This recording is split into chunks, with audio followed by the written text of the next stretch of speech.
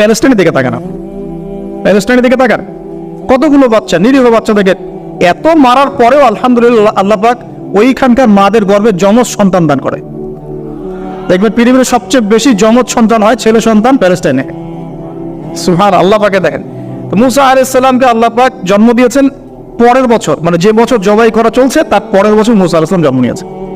এবার তার মা তো ভীত সন্ত্রস্ত, কি করবেন, কিভাবে হবে, ফেরাউন জানতে পারলে তো মেরে ফেলা হবে। এখন আল্লাহ পাক তাকে ওহী করলেন। এই ওহীটা নবুয়ত না, কিন্তু মনের মধ্যে ইলহাম। এটা কি বলি? ইলহাম, যে তুমি তোমার সন্তানকে ভাসিয়ে দাও। কোথায় ভাসাবে? কোন মা পারবে বলে তো? মারা কেটে পারবে? ও মুসা আলাইহিস সালামের মায়ের কলবটা কেঁদে উঠলো। আল্লাহ পাক বলছেন, আমি যদি তার কলবকে দৃঢ় না রাখতাম সেই কাজ করতে পারতো না। সুবহানাল্লাহ, তার অন্তরকে দৃঢ় কে রাখে?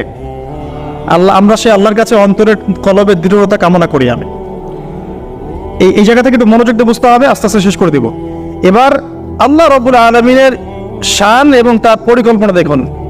আল্লাহ পাক মুসা আলাইহিস সালামের চেহারার মধ্যে মুহাব্বত, ভালোবাসা দিয়ে দিয়েছেন। মানে সুবহানাল্লাহ, অনেক মানুষ আছে না, বাচ্চা দেখলে মহব্বত জাগে, ভালো লাগে, খুব আদর করতে ইচ্ছা করে। ফেরাউনের ঘরে সন্তান নাই, তার স্ত্রী পানির ঘাটে বাচ্চা চলে আসলো, বাচ্চা দেখে সে বলছে মাশাআল্লাহ, এত চমৎকার একটা সন্তান, ফুটফুটে বাচ্চা। ফেরাউনের কাছে নিয়ে গিয়ে বলছে, একে রেখে দেই, লা তাকতুলু, তাকে হত্যা করো না, আসা ইয়ানফাআনা আও নাত্তাখিযাহু ওয়ালাদা, তাকে আমরা রেখে দেই, হয়তো সে উপকারে আসবে, অথবা কোনো আমরা তাকে সন্তান হিসেবে গ্রহণ করতে পারি। তো ফেরাউন কিন্তু খুব সতর্ক ছিল, তারপরেও আল্লাহ পাক তারই ঘরে মুসা আলাইহিস সালামকে বড় করলেন। সুবহানাল্লাহ। আর মুসা আলাইহিস সালাম ফেরাউনের স্ত্রী দুধ পান করছে না, তখন মুসা আলাইহিস সালামের একজন বোন আছে, সে গিয়ে তাদেরকে খবর দিল যে আমরা কি তোমাদেরকে হাল আদুল্লুকুম আলা মান ইয়াকফুলু, এমন একজনের কথা বলবো যে মুসাকে দুধ পান করাবে, এই বাচ্চাকে দুধ পান করাবে। আল্লাহ পাকের কি কৌশল! আল্লাহ পাক ওই মায়ের কোলেই আবার মুসা আলাইহিস সালামকে ফিরিয়ে দিলেন। এদিকে মায়ের দুধ খাচ্ছে, ফেরাউনের ঘরে বড় হচ্ছে, আবার ফেরাউন একটা বড় অঙ্কের হাদিয়া তার মাকে দিচ্ছে দুধ পান করানোর জন্য। সুবহানাল্লাহ, আল্লাহ পাকের পরিকল্পনা দেখেন। আমি আসলে বুঝাতে পারছি না ভাই, আমার ল্যাঙ্গুয়েজের প্রবলেমের কারণে মাফ করবেন। অনেক তথ্য মাথায় থাকলে কথা বলাও টাফ হয়ে যায়। তো সুবহানাল্লাহ, আল্লাহ পাকের পরিকল্পনা দেখুন। যে নবী মুহাম্মদ সাল্লাল্লাহু আলাইহি ওয়াসাল্লামকে মক্কা থেকে তাড়িয়ে দিচ্ছে মানুষ, আল্লাহ রাব্বুল আলামিন সেই মক্কা নবীর পায়ের সামনে এনে দিলেন। সুবহানাল্লাহ, মাত্র 8 বছরের ব্যবধানে। যে বদর যুদ্ধে মুসলিমদেরকে একদম নিঃশেষ করে দেওয়ার প্ল্যান করা হয়েছে, ওই বদরেই আল্লাহ রাব্বুল আলামিন আবু জাহেলের মৃত্যু লিখে রাখলেন। যে ইউসুফকে কুয়ায় ফেলে দিল তার ভাইরা, সেই ইউসুফকে আল্লাহ পাক সেখান থেকে কারাগার, রাজপ্রাসাদ, সেখান থেকে কারাগার, সেখান থেকে আবার নিয়ে আসলেন মিশরের পলিটিক্যাল পাওয়ারে। আল্লাহর পরিকল্পনা। যে ইয়াসরিব একসময় ইহুদিদের দাপটের জায়গা ছিল, ওই ইয়াসরিব মুসলিমদের পরতলগত করলেন আল্লাহ পাক হিজরত করিয়া। বাদশাহ নাজাশী আবিসিনিয়ায়, আমি তো মালয়েশিয়াকে একটা আবিসিনিয়া মনে করি, এখানে মাশাআল্লাহ এরকম পরিবেশ আছে, শান্তিপূর্ণ ইসলামী পরিবেশ। বাদশাহ নাজাশীর এরকম পরিবেশ ছিল। বাদশাহ নাজাশী কিন্তু মুসলিম ছিল না, সে খ্রিস্টান ছিল। তারপরেও নবীজি বলতেন বাদশাহ নাজাশীর রাজ্যে কেউ জুলুমের শিকার হয় না। সুবহানাল্লাহ, যদিও সে মুসলিম ছিল না। ওখানে ইসলাম নিয়ে গেলেন আল্লাহ পাক, ওখান থেকে পুরো আফ্রিকায় ইসলাম ছড়িয়ে পড়লো। সুবহানাল্লাহ। এক খালিদ বিন ওয়ালিদ রাদিয়াল্লাহু আনহু, যার হাতে উহুদ যুদ্ধে বহু মুসলিমের প্রাণ গিয়েছে না, সেই মানুষকে আল্লাহ রাব্বুল আলামিন হেদায়েত দিয়ে 100টা যুদ্ধ করিয়েছেন। সুবহানাল্লাহ। আল্লাহ পাকের পরিকল্পনা আমরা বুঝতে পারবো না, আল্লাহ পাকের পরিকল্পনা আমরা বুঝতে পারবো না। ওয়া মাকারুল্লাহ, তারা কৌশল করে, আল্লাহ পাকও পরিকল্পনা করে।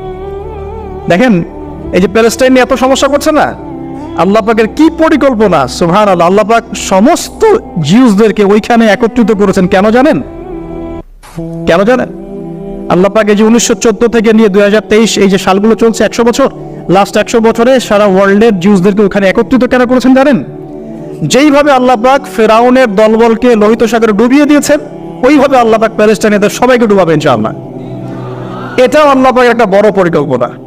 এটা ওরা বুঝতে পারছে না, কিন্তু সময় সাক্ষী দেবে ইনশাআল্লাহ। দেখে নিয়ে আমরা 100% হলফ করে বলতে পারি এটা হবে ইনশাআল্লাহ।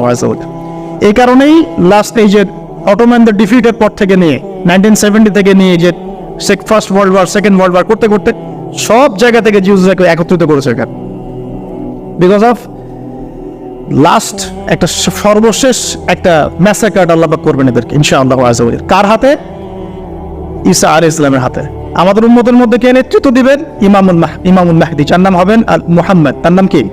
মুহাম্মদ, তার বাবার নাম আব্দুল্লাহ, তার মায়ের নাম হবে আমিনা। তো এটাও ক্লোজিং টাইম। এখন আসুন, তো আল্লাহ পাকের কি পরিকল্পনা, যৌবনকালটা আল্লাহ পাক মুসা আলাইহিস সালামকে ফেরাউনের ঘরেই কাটালেন এবং আল্লাহ পাক মুসা আলাইহিস সালামকে দুটো গুণাবলী দিয়ে বড় করলেন। দুটো গুণাবলী মনে রাখবেন। এক হচ্ছে কাওয়িম, তিনি শক্তিশালী ছিলেন, ফিজিক্যালি অনেক শক্তিশালী ছিলেন। আমিন মানে বিশ্বস্ত ছিলেন, কাওয়িউল আমিন, মনে থাকবে ইনশাআল্লাহ। আমরাও আল্লাহর কাছে দোয়া করি, আল্লাহ আমাদেরকে কাওয়ি বানিয়ে দিন এবং আমিন বানিয়ে দিন, আমিন। এবার যৌবনে উপনীত হয়েছেন, টকবকা রক্ত, বাইরে বের হয়েছেন, বাইরে বের হয়ে দেখছেন যে দুজন ব্যক্তি লড়াই করছে, ইয়াকতাতুলান রাজুলান ইয়াকতাতুলান, দুজন ব্যক্তি মারামারি করছে। একজন মিন শিয়াতি, তার বনু ইসরাইল কওমের মধ্যে, আরেকজন হচ্ছে আদুই, তার শত্রুর মধ্যে। তো মুসা আলাইহিস সালাম গিয়ে সাহায্য করতে চাইলেন তার কম, আমরা বলি না দেশি ভাই সাপোর্ট দেই, তাই না? আচ্ছা, তো মুসা আলাইহিস সালাম গিয়ে সাপোর্ট দিতে গিয়ে শুনেন, ফাওয়াকাযাহু মুসা ফাকাদা আলাইহি, মুসা আলাইহিস সালাম মাত্র একটা ঘুষি দিয়েছেন, এক ঘুষি দিয়ে ওই ব্যক্তি ডেড, স্পট ডেড। এই যে আমি গত একটা লেকচারে বলেছিলাম, চাইনিজ কন্টিনেন্টে যে মার্শাল আর্টস গুলো গড়ে উঠেছে এই কোরআন থেকে গড়ে উঠেছে। তার আগে ওদের সভ্যতা ছিল, সংস্কৃতি ছিল, ঠিক আছে। এক ঘুষিতে মানুষ মারা যায়, এটা কোরআন বলেছে। এক ঘুষিতে মানুষ মারা যায়, এটা কোরআন বলেছে। ওরা এখন রিসার্চ করে বের করে যে 6টা-7টা স্পট আছে মানুষের দেহে, এক ঘুষিতে মানুষ মারা যেতে পারে। কোরআনকে আমরা মূল্যায়ন করি না, কিন্তু কোরআনকে সারা দুনিয়ার অমুসলিমরা মূল্যায়ন করে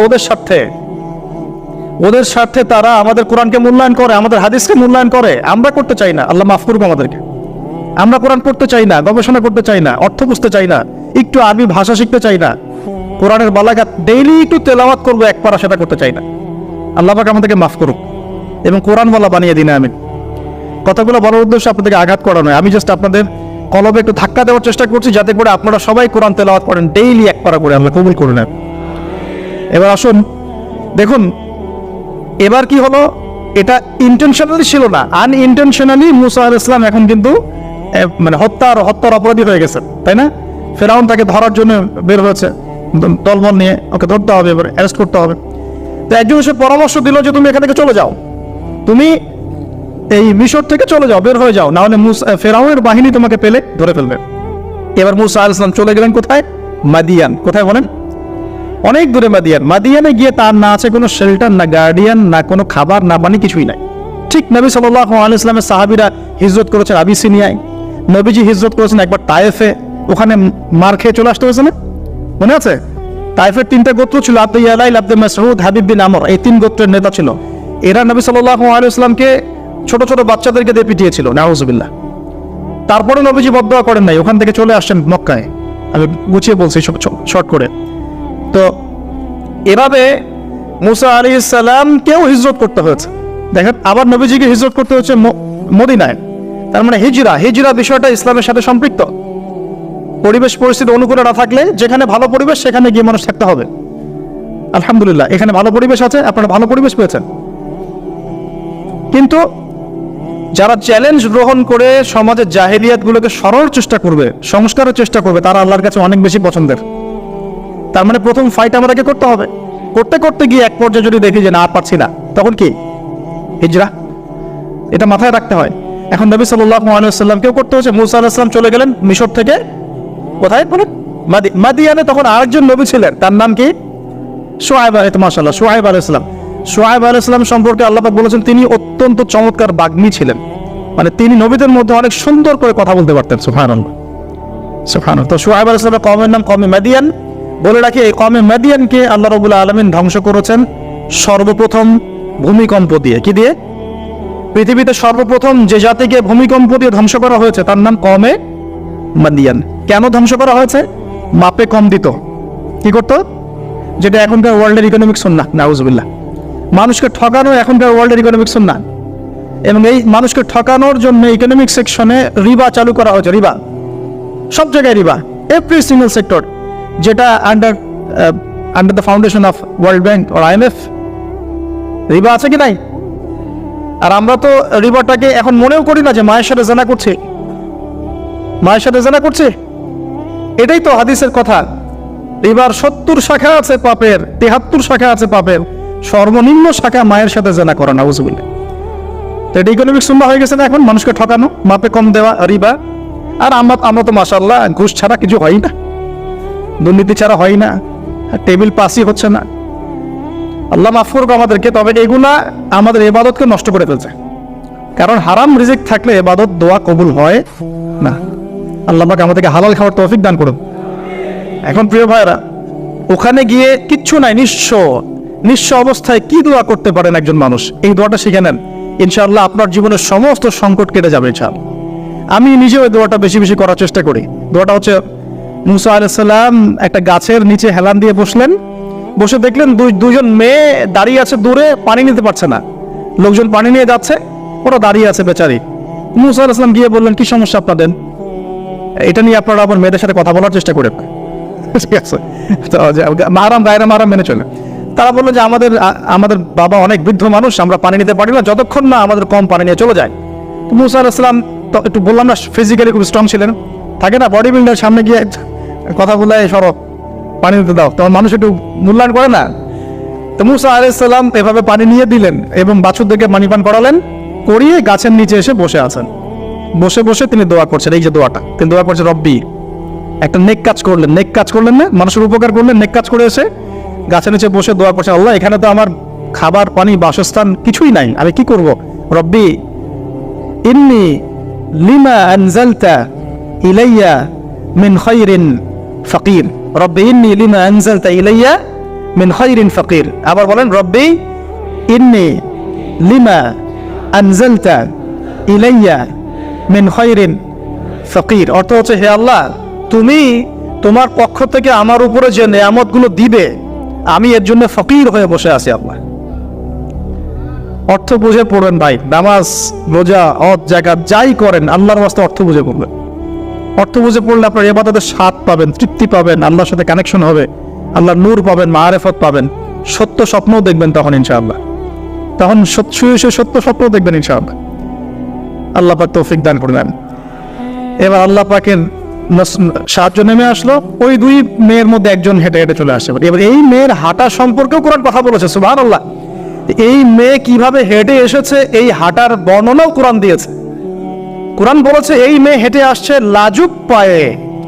এখন আপনি এই পুরো ওয়ার্ল্ডের মেয়েদের হাঁটা দেখেন, লজ্জা আছে? তাহলে মেয়েদের সাথে লজ্জা একটা গভীর সম্পর্ক আছে। এই মেয়ে প্রশংসা আল্লাহ পাক কোরআনে করলেন, লাজুক পায়ে, লাজুক ভঙ্গিতে, অবনত নয়নে সে হেঁটে আসলো। এখন আপনি কেলে যান, গো টু খেন, আপনাদের টুইন টাওয়ারে যান, দেখেন সব হাঁটা চলো দেখেন। হায়া লজ্জার কোনো বালাই আছে এখানে? আমি গত লেকচারে বলেছিলাম যে আদম আলাইহিস সালাম এবং হাওয়া আলাইহিস সালাম, ইবলিস তাদের সাথে প্রথম যে আচরণ করেছে ওই ফল খাওয়ানোর পরে, সেটা কি? তাদের গা থেকে পোশাক খুলে পড়ে গেছে, মানে নগ্ন করে দিয়েছে আমাদের পিতামাতাকে, মহাবিশ্ব নগ্ন করে দিয়েছে কে? ইবলিস। তো এখন এই পৃথিবীতে আমরা যারা নগ্নতার চর্চা করছি, তার কার এজেন্ট আমরা বুঝতে বাকি আছে? আমার কথা কি বুঝতে পারছেন কিনা? এই কানেকশন মেলানোর চেষ্টা করেন, ডটসগুলো মেলানোর চেষ্টা করেন। সামনে যাই প্রিয় ভাই, এই মেয়ে এসে বলছে, আমার বাবা আপনাকে ডাকেন, আমার বাবা আপনাকে ডাকছেন। তিনি গেলেন, বাবা শুআয়ব আলাইহিস সালাম। তখন এক বোন ইনডাইরেক্টলি বাবাকে বোঝাচ্ছে যে বিয়ে শাদী দিলে ভালো হয়। এক বোন বলছে যে আপনি তো তাকে পুরস্কৃত করতে যাচ্ছেন, তাহলে এরকম কওয়িউন আমিন একজন মানুষকে সবচেয়ে ভালোভাবে পুরস্কৃত করা যায় তার যথাযোগ্য প্রতিদান দেওয়ার মধ্য দিয়ে। তো মেয়ের ইশারা বাবা বুঝেছেন, তিনি নিজের এক মেয়ের সাথে মুসা আলাইহিস সালাম বিয়ে দিলেন, সুবহানাল্লাহ। তবে শর্ত দিলেন, দেনমোহর কি? মোহর তো নাই। মোহর কি? এবার মোহর হচ্ছে 8 বছর তোমাকে আমার ফার্মে কাজ করতে হবে। এটা আগেকার একটা স্টাইল ছিল, সুন্নাহ। এটা এখন নাই, যদিও আগে এরকম ছিল যে দেনমোহর দেওয়ার জন্য এই একটা পদ্ধতি ছিল। যেমন ইয়াকুব আলাইহিস সালামের ক্ষেত্রেও এরকম 7 বছরের কথা আসছে, তিনি 7 বছর তার শ্বশুরের ফার্মে কাজ করেছেন। এটা নতুন ছিল না ওই সময়, এটা কমন ছিল। এখন যেমন আমাদের দেশে কমন 10 লাখ টাকা মোহর হবে, 10,000 টাকা দিব, বাকিটা সব বাকি, তাই না? তো এরকম আর কি কমন কিছু বিষয় থাকে আর কি। আস্তাগফিরুল্লাহ, মাফ করুক। বলবে বাসরাতে, বলবে আমাকে মাফ করে দাও। শুরুতেই নিজের গায়রতহীনতার পরিচয় দিল।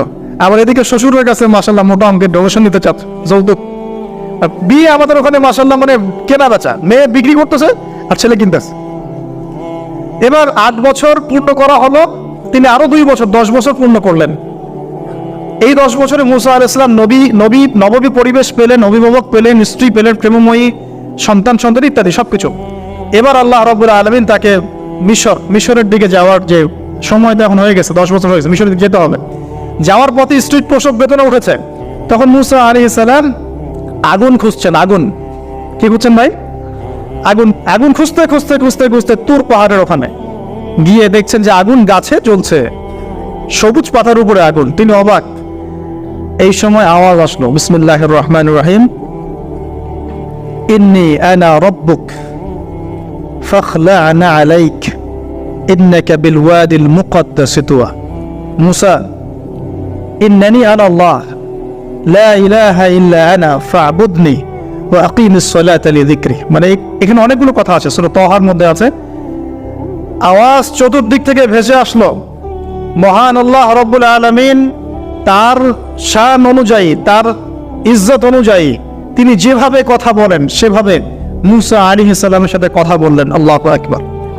বললেন, ইয়া মুসা, হে মুসা, ইন্নানি আনা আল্লাহ, নিশ্চয় আমি আল্লাহ, লা ইলাহা ইল্লা আনা, আমি ছাড়া কোনো ইলাহ নাই, ফা'বুদনি, তুমি আমার ইবাদত করো, ওয়া আকিমিস সালাতা লিযিকরি, আমার ইবাদতের জন্য সালাত কায়েম করো, আমার জিকিরের জন্য সালাত কায়েম করো, আমার স্মরণের জন্য সালাত কায়েম করো। ফাখলা'না আলাইক, তোমার জুতা খুলে ফেলো, ইন্নাকা বিল ওয়াদিল মুকদ্দাস তুয়া, তুমি তুয়া উপত্যকায় আছো, পবিত্র তুয়া উপত্যকায় আছো। আদব শেখানো হবে। এভাবে অনেক কথোপকথন হলো। নবী মুসা আলাইহিস সালাম ভয় পেয়ে গেলেন এবং আল্লাহ পাক আরো কথা বললেন, ওয়ামা তিলকা বিয়ামিনিকা ইয়া মুসা, তোমার ডান হাতেটা কি? মুসা আলাইহিস সালাম বলছেন, ক্বালা হিয়া আসায়া আতাওয়াক্কাউ আলাইহা ওয়া আহুশু বিহা আলা গনামি ওয়া লিয়া ফিহা মাআরিব উখরা। এটা তো আমার লাঠি, এটা দিয়ে আমি ডালপালা পারি, আমার ওই যে গবাদি পশু চড়াই। আল্লাহ পাক বলছেন যে এটা ছুঁড়ে মারো, আলকিহা ইয়া মুসা, এটা ছুঁড়ে মারো। ফালকাহা, তিনি ছুঁড়ে মারলেন, ফাইদা হিয়া হাইয়াতুন তাসা, এবং এটা ছোটাছুটি শুরু করলো, বড় একটা সাপ হয়ে গেল। সুবহানাল্লাহ। এগুলো কোনো গাল গল্প নয়, এগুলো আল্লাহ রাব্বুল আলামিনের মুআজিজাতুল কুবরা, এটা বড় মুআজিজা। তিনি পিছনের দিকে দৌড়ানো শুরু করলেন সাপ দেখে, খাইফান ইয়াতারাক্কাব, মানে ভয়ে দৌড়ানো শুরু করলেন। আল্লাহ পাক বলছেন, লা ইয়াখাফু লাদাইনাল মুরসালিন, আমার কাছে রাসূলগণ ভয় পায় না, তুমি ভয় পেও না, তুমি ওটাকে ধরো পিছন থেকে, সেটা আবার লাঠি হয়ে যাবে। পিছন থেকে হাত দেওয়া হলো, লাঠি হয়ে গেল। সুবহানাল্লাহ। এবার বলছে যে তুমি তোমার বগলের নিচে হাত ঢুকাও। মুসা আলাইহিস সালাম বগলে হাত ঢুকালেন, বের করলেন, হাত থেকে টর্চ লাইটের মতো আলো বের হওয়া শুরু। এটা দ্বিতীয় নিদর্শন। কেন দেয়া হলো নিদর্শন? এবার আল্লাহ পাক তার দায়িত্বটাকে বলছেন, তোমাকে নিদর্শনগুলো কেন দিলাম, তোমাকে মনোনীত কেন করলাম, কেন তোমাকে মনোনীত করলাম মুসা, তোমার কাজটা কি? তোমার কাজ এখন এইটা, ইযহাব ইলা ফিরআউনা ইন্নাহু তাগা, তুমি ফিরআউনের কাছে যাও। ফিরআউন সীমা লঙ্ঘন করেছে, মনে আছে ফিরআউনের কথা? সীমা লঙ্ঘন করেছে। তখন মুসা আলাইহিস সালাম তার অপারগতা প্রকাশ করছেন এভাবে। তিনি বলছেন, আল্লাহ, আমার তো জিহ্বায় জড়তা আছে, আর আমি তো ওখানে এক ব্যক্তি, আমার খুনের অভিযোগ আমার কাঁধে, আমি এখন কিভাবে কি করবো আল্লাহ?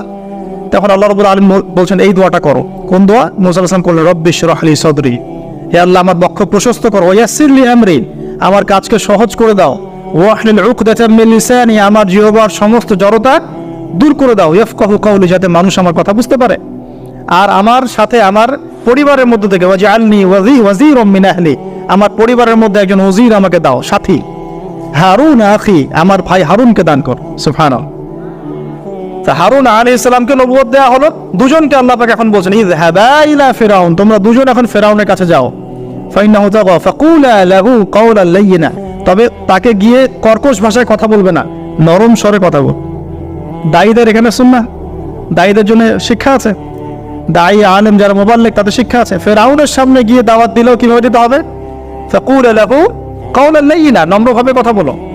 লাআল্লাহু, কেন নম্রতার সাথে? লাআল্লাহু ইয়াতাযাক্কারু আও ইয়াখশা, হয়তোবা নম্রতা প্রদর্শন করলে সে উপদেশ গ্রহণ করতে পারে, অথবা সে আল্লাহকে ভয় করতেও পারে।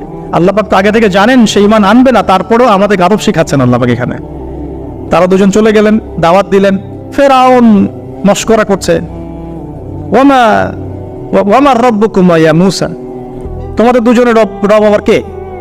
হ্যাঁ, মুসা আলাইহিস সালাম বুঝাচ্ছেন, রব্বি আল্লাযী, আমার রব সেই রব যিনি জীবিতকে মৃত করেন, মৃতকে জীবিত করেন, ইত্যাদি।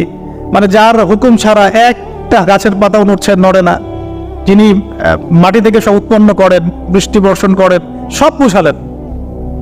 ফেরাউনের বক্তব্য তখন এটাই ছিল, তোমাদের কাছে কি কোন নিদর্শন আছে, কোন আয়াত নিদর্শন আছে? হ্যাঁ, নিদর্শন আছে। কি? লাঠি ছুঁড়ে মারলেন, সাপ হয়ে গেল। এখন ফেরাউন বলছে এটা তো জাদু, এটা কি? আমার জাদুকররাও এটা পারে, জাদুকরটাকে ডেকে না হলো, জাদুকররাও লাঠি ছুঁড়ে মারলো, সাপ হয়ে যাচ্ছে।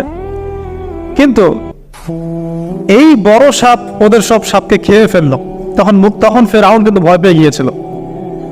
এরপরেও এই হাত বের করে আলোর এই নিদর্শন দেখানো হলো, তাওহীদের দাওয়াত দেওয়া হলো, ফেরাউনকে ভয় করতে বলা হলো, ফেরাউনকে সতর্ক করা হলো যে আমার রব, আপনার রব, সবার রব হচ্ছেন আল্লাহ।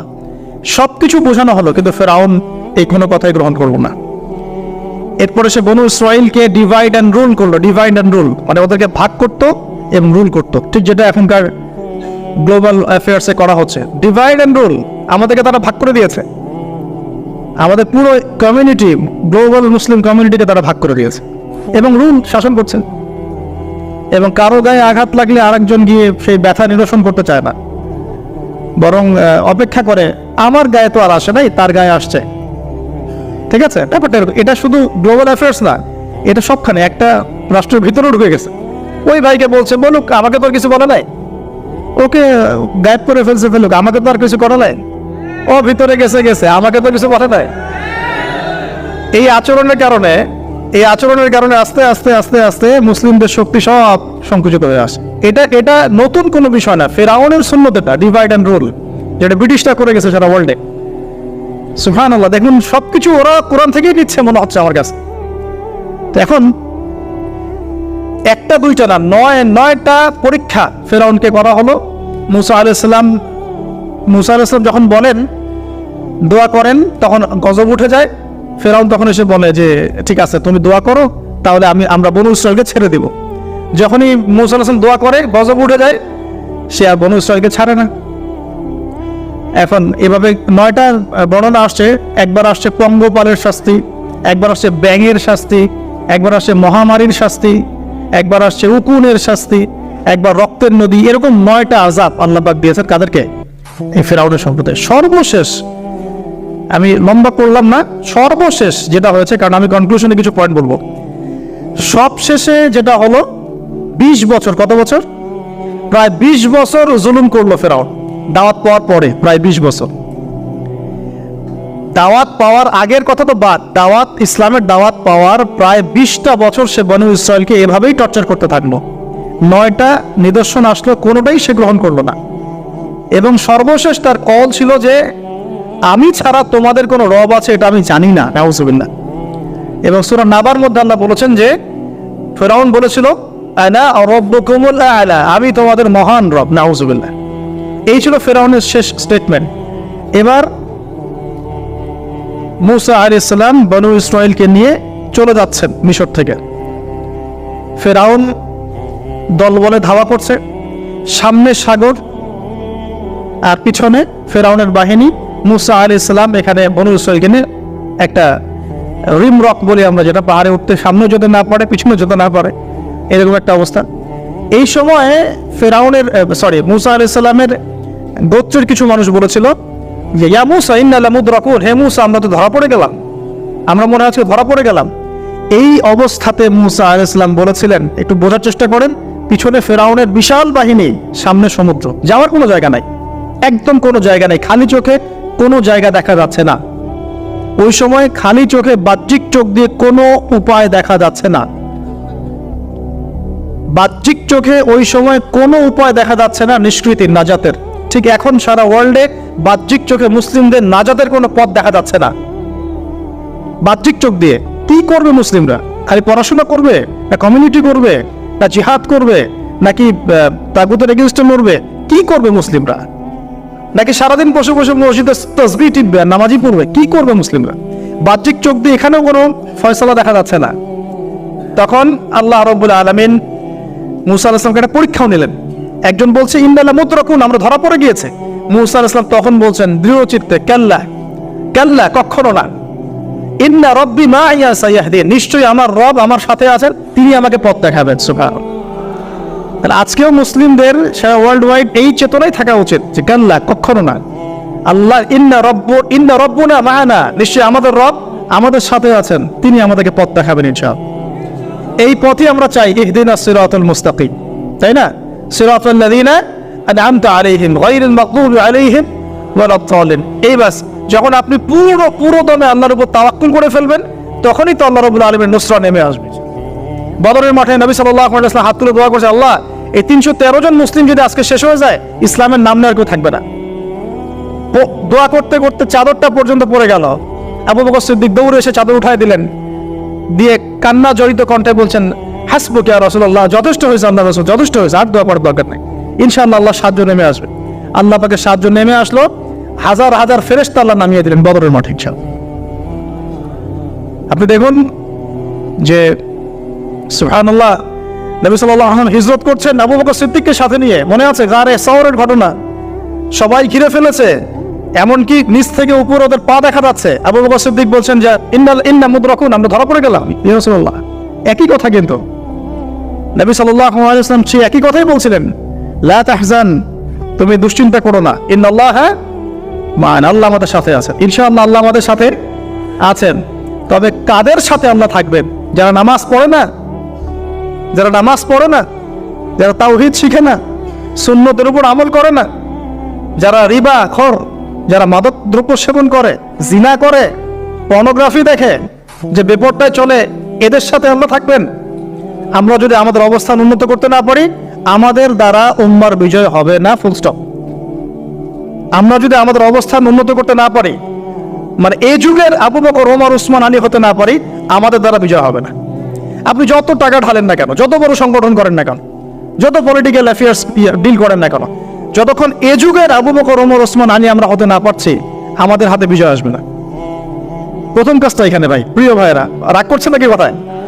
আমাদের প্রথম কাজটা এখানে। ফ্যান্টাসির কোনো মূল্য নেই এখন। I was, show down, show off, fantasy, online, Facebook, কিচ্ছু নাই। বিশ্বাস করে হলে কিচ্ছু হবে না এগুলো দিয়ে। কনস্ট্রাকটিভ কাজ না থাকলে, ঈমান, আমল, তাওহীদ, সুন্নাহ, সেরকম জজবা, সেরকম ইউনিটি, আল্লাহর পথে মাল খরচের প্রেরণা, মুসলিমদেরকে সহযোগিতা করার বড় মানসিকতা, একটা ব্রড মাইন্ডেড চিন্তা ভাবনা, এগুলো না থাকলে কখনো সম্ভব হবে না। এখানে সাহায্য নেমে আসছিল না? ওই গারে শহরে কি তারা ধরা পড়েছিলেন? লা তাহজান ইন্নাল্লাহা মা'ানা, ভয় পেও না, আল্লাহ আমাদের সাথে আছেন। আল্লাহ কি সাথে ছিলেন না? ঠিক একই কথা মুসা আলাইহিস সালাম বলছেন, কাল্লা, কখনো না, ইন্না রাব্বি মা'ইয়া সাইয়াহদিন, আমার রব আমার সাথে আছেন, তিনি আমাকে পথ দেখাবেন ইনশাআল্লাহ। বলার সাথে সাথে মনে আছে ওই যে নমরুদ যখন ইব্রাহিমকে ফেলে দিচ্ছে আগুনে, জিবরিল আমিন এসে বলছেন, হাজাতুকা ইনদি, আপনার কোনো প্রয়োজন আছে আমার কাছে? ইব্রাহিম আলাইহিস সালাম আগুনে পড়তে পড়তে বলছেন, হাসবি আল্লাহ ওয়া নি'মাল ওয়াকিল, আল্লাহ আমার জন্য যথেষ্ট, তিনি আমার উত্তম অভিভাবক, দরকার নেই। বলার সাথে সাথেই ইয়া নার কুনি বারদান ওয়া সালামান আলা ইব্রাহিম, এই আগুন ঠান্ডা হয়ে যাবে। আমার বান্দা আমাকে ডেকেছে, তার কোনো পথ নাই চোখের সামনে খোলা, এখন আমার বান্দা আমাকে ডেকেছে, আমার উপর ফরজিয়াত আমার বান্দাকে এখন সাহায্য করা, এটা আমার হক, আমার বান্দাকে সাহায্য কর। ওয়া কানা হাক্কান আলাইনা নুনজিল মুমিনিন, আমার হক হচ্ছে, আল্লাহ বলছেন আমার হক মুমিন বান্দাদেরকে নাজাত দেওয়াটা আমার হক। সুবহানাল্লাহ। তাহলে ওই যে সাহায্য এসেছে ওই নমরুদের ওখানে আগুন পরীক্ষায়, একই সাহায্য আসছে গারে সাওরে, বদরের মাঠে, উহুদে, খায়বারে, খন্দকে, এই সাহায্য নেমে আসতো মুসা আলাইহিস সালামের কাছে। কি সাহায্য? লাঠি ছুঁড়ে মারো, 12টা, একটা দুইটা 12টা রাস্তা হয়েছে, সাগর ভাগ হয়েছে। এটা কি আসলেই পসিবল? এখনকার সায়েন্সকে এটাকে পেনিট্রেট করতে পারবে? আমরা তো সায়েন্সকে ইলা বানিয়ে নিয়েছি। ও যখন কিছু বলে হ্যাঁ, আমরা বলি হ্যাঁ, ও বলে না, আমরা বলি না। বিশ্বাস করেন? ও যখন সায়েন্স যখন কোনো কিছুকে বলে হ্যাঁ এটা ঠিক, আমরা বলি ঠিক ঠিক ঠিক। যখন সায়েন্স বলে এটা বেঠিক, আমরা বলি না বেঠিক বেঠিক। আমরা কোরআন হাদিসকে সায়েন্স দিয়ে মূল্যায়ন করছি। সুবহানাল্লাহ। এখন নামাজ পড়তে গেলে মানুষ সায়েন্টিফিক ব্যাখ্যা খোঁজে, রোজা রাখা সায়েন্টিফিক ব্যাখ্যা খোঁজে। ব্যাখ্যা থাকতে পারে, আমার জানার দরকার নাই তো। আমাকে আল্লাহ হুকুম করেছেন, এটাই আমার কাজ। ব্যাখ্যা থাক না থাক সেটা আমার জানার দরকারও নাই। হ্যাঁ থাকতে পারে, নাও থাকতে পারে, সব আমার বুঝে আসবে না, কিছু আসবে কিছু আসবে না। আমরা কোনো কোনো ক্ষেত্রে এটাকে টেকনোলজি গিয়ে আমাদের ইলাহ বানিয়ে নিচ্ছি। আপনি বিশ্বাস করেন, আমি আল্লাহর কসম করে বলছি, আজকে যদি নাসা বলে যে পৃথিবী থেকে লক্ষ কোটি আলোকবর্ষ দূরে একটা গ্রহের সন্ধান পাওয়া গেছে, ওখানে হুল পড়ি আছে, সোনা দানা